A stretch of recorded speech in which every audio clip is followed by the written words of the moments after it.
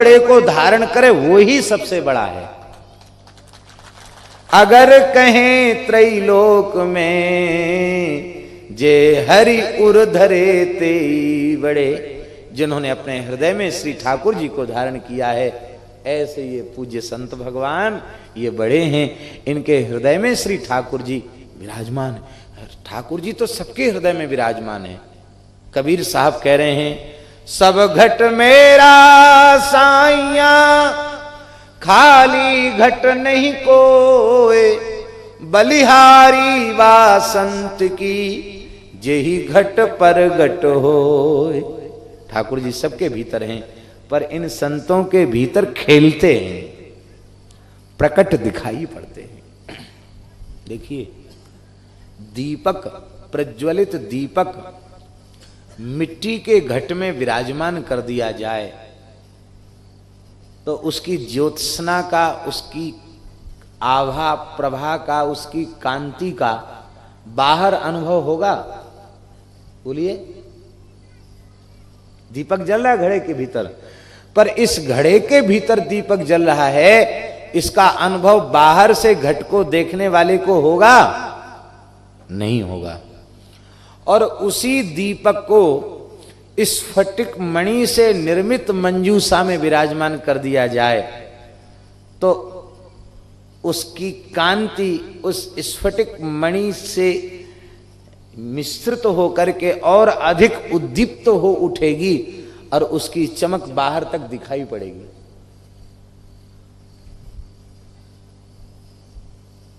तात्पर्य क्या है? तात्पर्य यह है, हम लोग माटी के घड़े हैं, श्री राम कृष्ण की ज्योति प्रकाशित तो हो रही है, पर बाहर उसका अनुभव नहीं हो रहा है। और ये जो पूज्य संत रसिक आचार्य चरण हैं, ये माटी की मूर्त नहीं है, ये मणि की मंजूषा हैं। इनके भीतर प्रकाशमान जो नील पीतक ज्योति है, श्याम श्यामा की जो ज्योति है, वो इनके रोम रोम से बाहर तक छिटक रही। यही है। हम संतों का दर्शन करने जाते हैं तो कई बार संत कुछ नहीं बोलते, पर वहां पहुंचते ही हमारी चित्त की वृत्ति शांत हो जाती है, हमारे चित्त में बड़ा आह्लाद प्रकट होता है, बहुत आनंद प्रकट होता है। ये क्या है? यह है उनके रोम रोम में प्रकाशित भगवदीय प्रकाश की अनुभूति, और उस अनुभूति जन्य लाभ, उस अनुभूति से जन्य लाभ किए। हमारे ब्रज के महान सिद्ध संत पूज्य पंडित श्री गया प्रसाद जी महाराज का भी प्रायः मौन रहते थे, पर दर्शन करने वाले को उनके मौन दर्शन से ही सब कुछ मिल जाता था। पूज्य पंडित श्री जगन्नाथ प्रसाद भक्तमाली जी, उनके दर्शन से ही सब कुछ मिल जाता था। श्री वृंदावन बिहारी लाल की। अवध में जाकर देखिए, श्री स्वामी रामहर्षण दास जी महाराज, भले ही वे कुछ न कहें, पर श्री सीताराम जी की जो दिव्य ज्योति उनके हृदय में उद्भासित हो रही है, उसकी झलक उनके मंगलमय स्वरूप से ही प्राप्त हो जाती है। नाम रूप लीला की ज्योति इनके भीतर जग रही है, ये उनकी मधुर मूर्ति से स्पष्ट हो जाता है।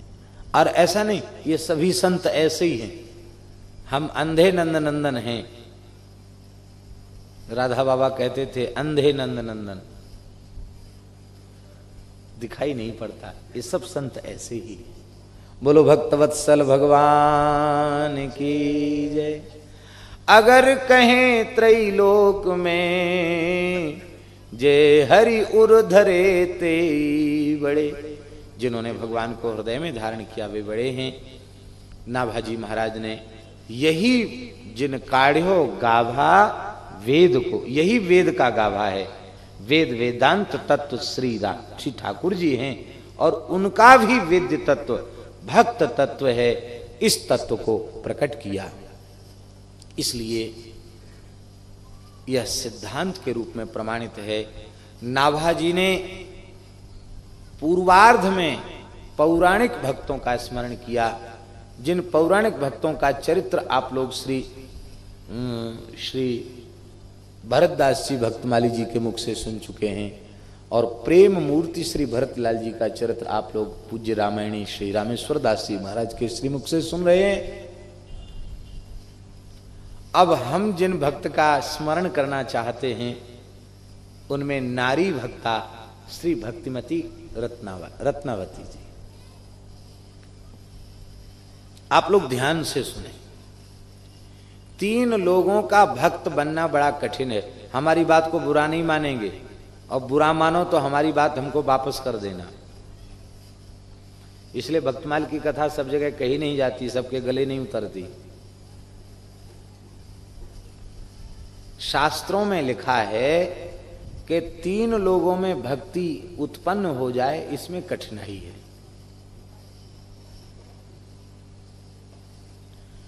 एक तो दुर्लभो वैष्णवो विप्राह, ब्राह्मण भक्त हो जाए, वैष्णव हो जाए, भागवत हो जाए, ये दुर्लभ है, कठिन है। ब्राह्मणों को बड़ा बुरा लग रहा होगा, कह राम राम बताओ, व्यास जी पता नहीं कौन जात के हैं। महाराज ऐसा हो जाता है।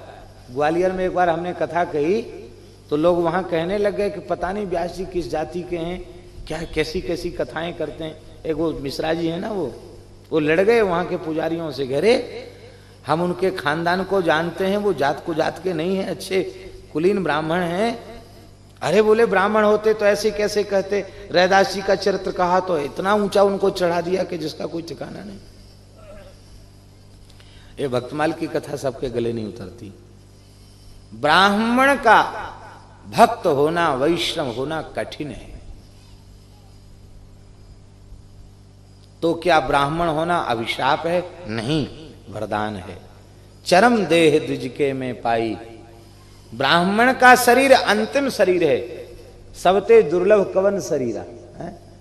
सबसे श्रेष्ठ शरीर मानव शरीर है, और मानव शरीर में भी सबसे श्रेष्ठ ब्राह्मण शरीर है। इसको चरम देह, अंतिम शरीर, न ब्राह्मणैस्तुलये भूतमन्यत्। इस सृष्टि में ब्राह्मण शरीर से किसी शरीर की तुलना नहीं की जा सकती। इसलिए मृत्यु दंड के योग्य अपराधी होने पर भी ब्राह्मण को उसका वध नहीं करना चाहिए, ऐसा हमारे शास्त्रों में लिखा है, क्योंकि यह परमात्मा की अंतिम कृति है।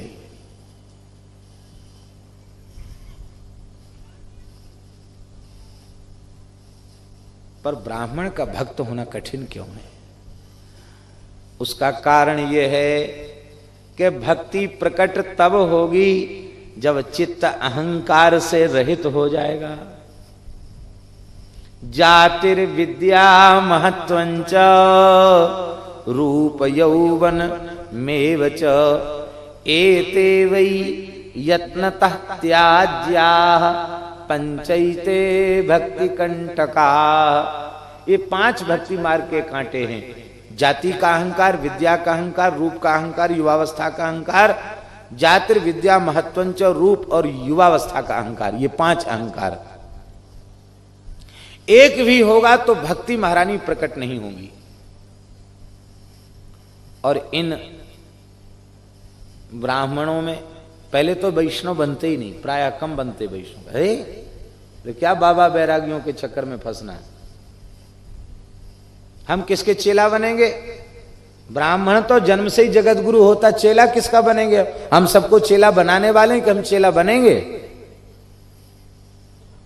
इस अहंकार में डूबे हुए रहने के कारण ब्राह्मण बेचारे भगवान की भक्ति, वैष्णव संस्कार से कई बार विमुख रह जाते।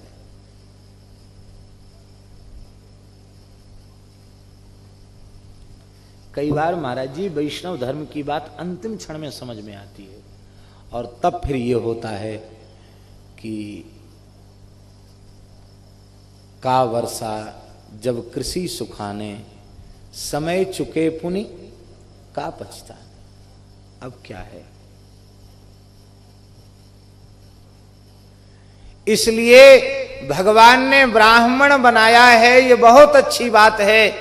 ब्राह्मण हम हैं, इस बात का गौरव होना चाहिए, और ये गौरव इस अंश में होना चाहिए। ब्राह्मणस्य शरीरोयम क्षुद्र कामाय निश्चिते कृच्छ्राय तपसे चेह प्रेत्यानंत सुखाय च।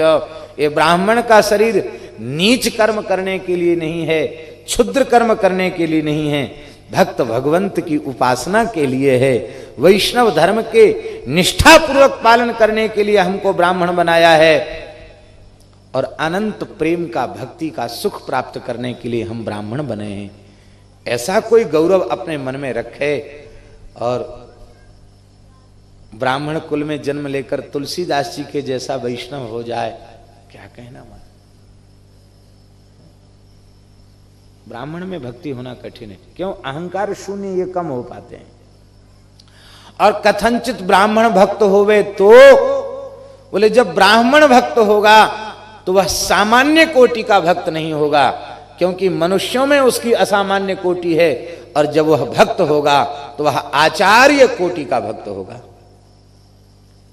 श्री शंकराचार्य, श्री रामानुजाचार्य, श्री रामानंदाचार्य, श्री निम्बारकाचार्य, श्री मध्वाचार्य, श्री विष्णु स्वामी, श्री वल्लभाचार्य, श्री चैतन्य महाप्रभु, श्री तुलसीदास जी, श्री नाभाजी महाराज, अनन्य रसिक नृपति श्री स्वामी हरिदास जी महाराज, कितने कितने आचार्यों का हम नाम लें, ये सब विप्र कुलोत्पन्न आचार्य हैं। तो ब्राह्मण में भक्ति नहीं होती ऐसा नहीं कहा जाएगा।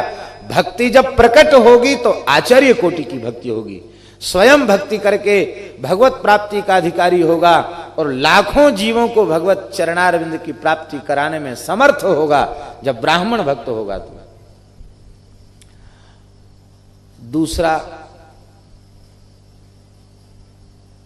बोले क्षत्रिय को, राजा को वैष्णवता की प्राप्ति कठिन बताई गई।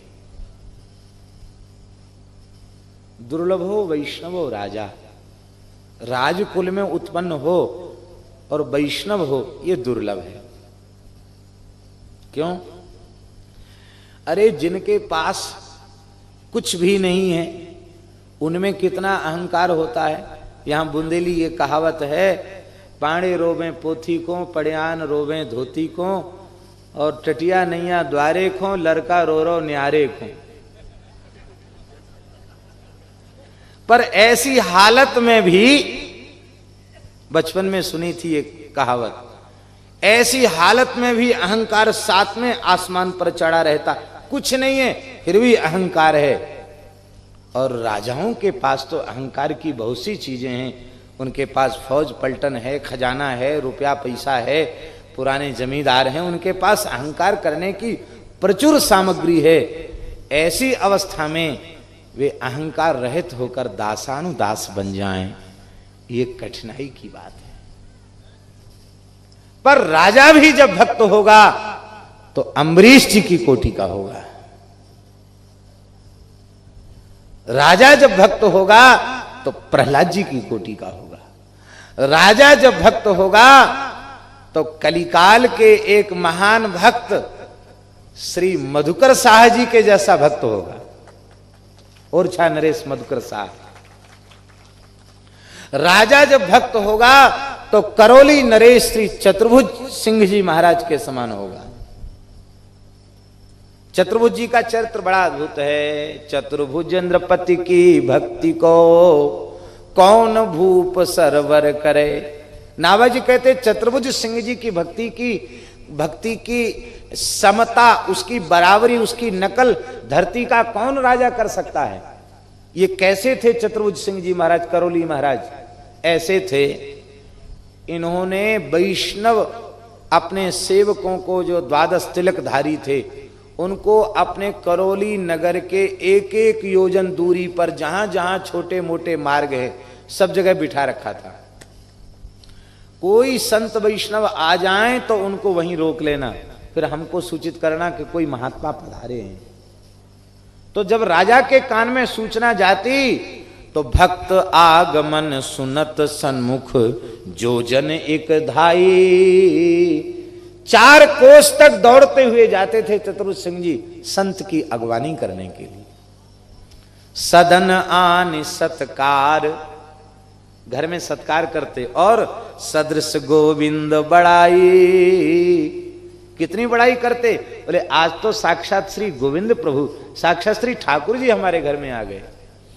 और पाद प्रक्षालन सुहथ, नौकरों से नहीं कहते कि महात्मा जी के चरण धो लो, अपने हाथ से चरण धोते। और राय रानी मन राचे, दोनों प्रसन्न हो जाते, अश्रुपात होने लग जाता राजा रानी के। और धूप दीप नैवेद्य, संतों को दीप दीप नैवेद्य अर्पित करके, और जब संत बैठ जाते उनको बीरी पवाकर माला पहना करके बहुरीति ही आगे नाचे। ये बहुत बड़ी बात। चतुर्भुज सिंह जी पैर में घुंघरू बांधकर महारानी के सहित संतों के सामने नृत्य करते थे। हम कीर्तन करके आपको नाच कर रिझाएंगे, आप विराज करके हमारे ऊपर कृपा कीजिए। बहुरीति आगे नाचे। श्री नाभाजी घोषणा करते हैं, यह रीति करौली धीस की, यह रीति करौली धीस की, तन मन धन आगे धरे, चतुर्भुज नृपति की भक्ति को कौन भूप सरवर करे। ये चतुर्भुज सिंह जी भक्त होगा तो चतुर्भुज सिंह जी के जैसा होगा। श्री ओरछा नरेश मधुकर साह, जिनकी महारानी कुंवर गणेश अयोध्या से साक्षात सरकार राम राजा को लेकर के आई, आज भी विराजे हैं ओरछा में। किसी भी वैष्णव को देखते मधुकर साह जी साष्टांग दंडवत करते। तो राज परिवार के जो बुंदेला परिवार के लोग थे वो कहने लगे कि ये तो बाबाजियों के चक्कर में फंस के महाराज तो पागल हो गए, न जात पूछे न पात पूछे, तिलक देखा तो लंबी डंडोत। तो राज परिवार के लोगों ने एक षड्यंत्र रचा, एक गधे को बेतवा में खूब नहवाया, स्नान कराया और बढ़िया राम नामी दुपट्टा उड़ा के खूब लंबे चौड़े तिलक लगा के तुलसी माला पहना के गधे को हाँक दिया। और उस समय मधुकर साह महाराज दर्शन करने जा रहे थे राम राजा सरकार का। वे जैसे अपने महल से भगवान नाम स्मरण करते हुए चल रहे थे। गधे का अभ्यास होता, उसको जिधर हाँक दो बहुत लंबी दूर तक सीधा चला जाता है। वो आ रहा था सामने से, मधुकर साह जी ने देखा, नेत्रों से अश्रुधार बह चली। कहने लगे, वाह, श्री राम राजा सरकार की इस दीनहीन दास पर कितनी कृपा है। अब तक तो हमारे ओरछा राज्य में 2 हाथ पैर वाले वैष्णव थे, आज 4 पैर वाले वैष्णव हो गए। आज हमारा ओरछा राज्य धन्य हो गया, जहां के गधे भी तिलक तुलसी धारण करने लगे। साष्टांग दंडवत किया, गधे को प्रणाम किया। जैसे ही प्रणाम किया, सरकार से सहन नहीं हुआ, साक्षात रघुनाथ जी प्रकट हो गए, भुजाओं में भर के हृदय से लगा लिया।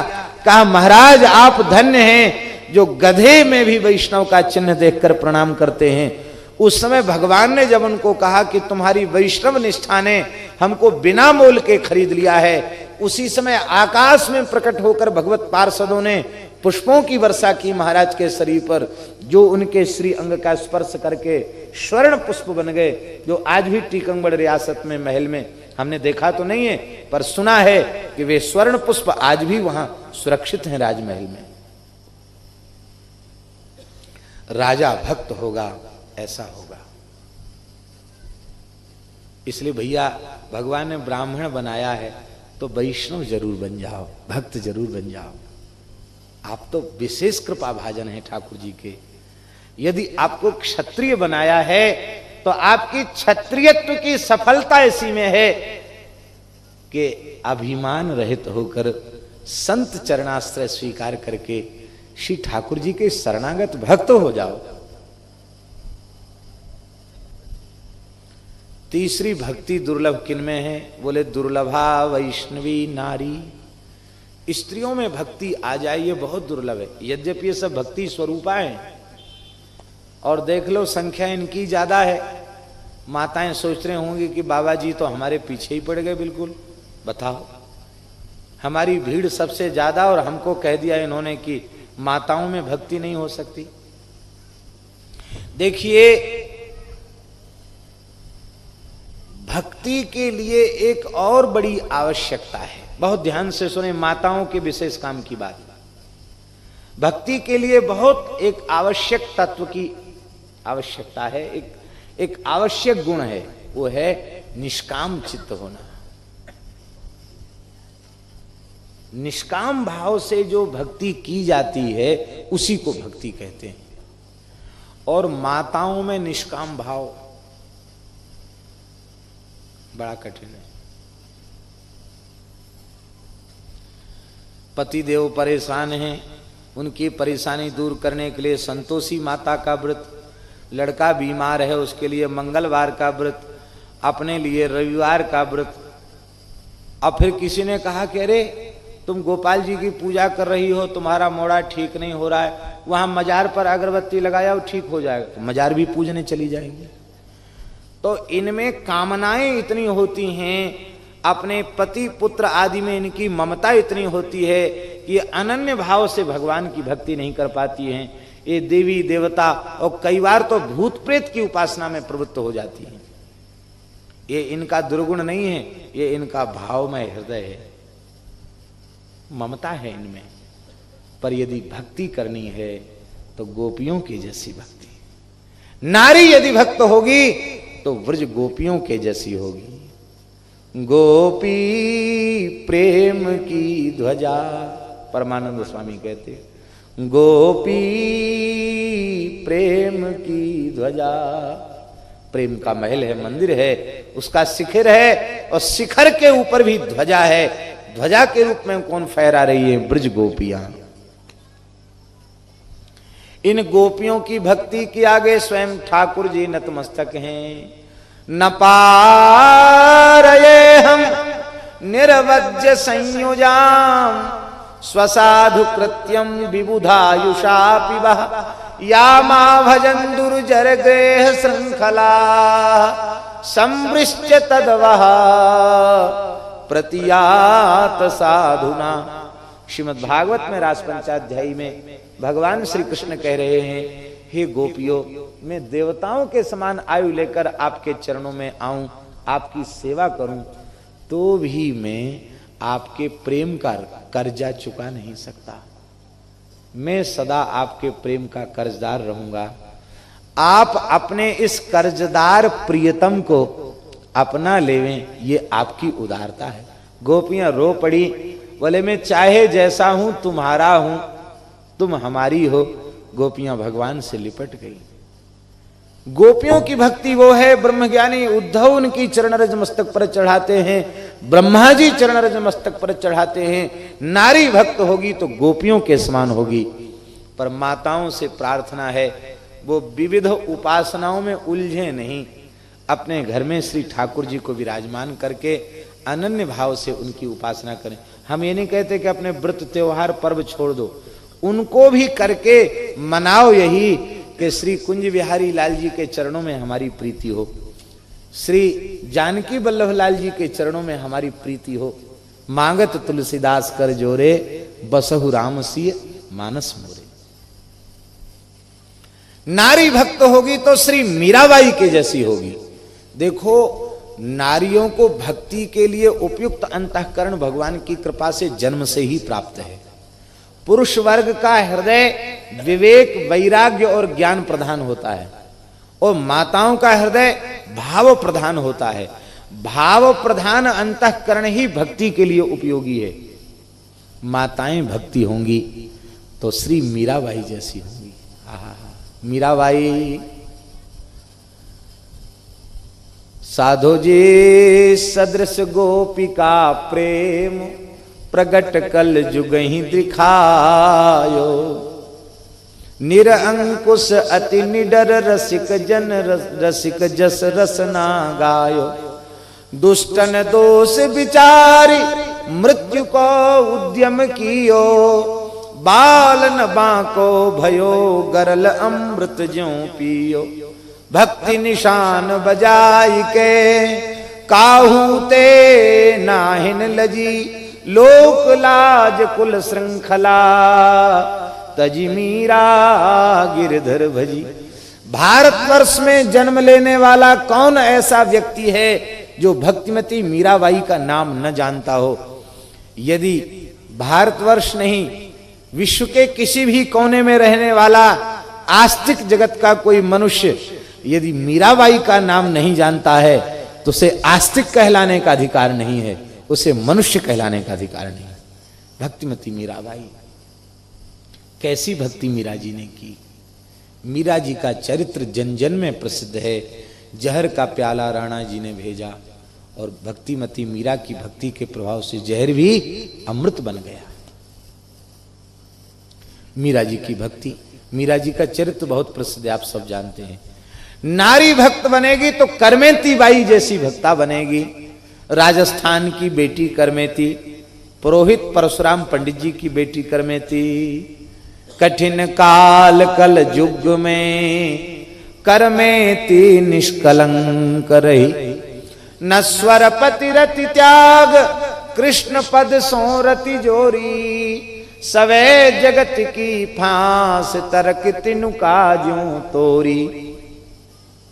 निर्मल कुल कांथड़िया धन्य परसा जिन जाई। विदित वृंदावन वास संत मुख करत बड़ाई। संसार स्वाद सुख बांत करी फेर नहीं तन तिन चही। कठिन काल कल युग में करमेती निष्कलंक रही। नारी भक्त होगी तो करमेती बाई की जैसी हो। नारी भक्त होगी तो आमेर महाराज की, महाराजा माधव सिंह की गृहिणी भक्त भूप रत्नावती, रत्नावती जैसी भक्त होगी। रत्नावती का चरित्र ऐसा चरित्र है। मीरा जी का चरित्र आप सब जानते हैं, करमेती का चरित्र भी लोग जानते हैं, रत्नावती का चरित्र कम प्रसिद्ध है। इसलिए हमारा प्रयास रहता रत्नावती के चरित्र का श्रवण करके लोग जाने। राज परिवार में ऐसी रानी भक्ता हो गई, ऐसी भक्ता कि राजा ने भक्ति करने वाली रत्नावती को राजकुल की मर्यादा के विरुद्ध कलंक माना और एक भूखे नरभक्षी सिंह को पकड़वाया गया, पिंजड़े में बंद करवाया गया और रानी के महल में छोड़ दिया गया भूखे शेर को। और उस समय रानी अपने ठाकुर श्री मदन मोहन लाल जी के कपोलों पर पत्रावली की रचना कर रही थी।